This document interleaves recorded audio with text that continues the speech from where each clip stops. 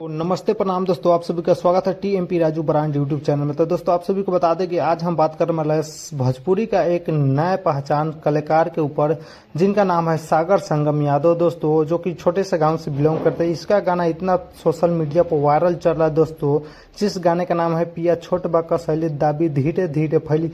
ये इंस्टाग्राम में हर शादी ब्याह में दोस्तों इतना गाँव जवार में बज रहा है दोस्तों कि इंस्टाग्राम पे एक नंबर पर दोस्तों अभी ट्रेंड कर रहा है। कम से कम एक महीने से यह गाना ट्रेंड में है दोस्तों। आप सभी फाइनली इंस्टाग्राम पर जाकर मार सकते हैं सागर संगम यादव। इसका भोजपुरी का बहुत ही सारे गीत आ जाएंगे।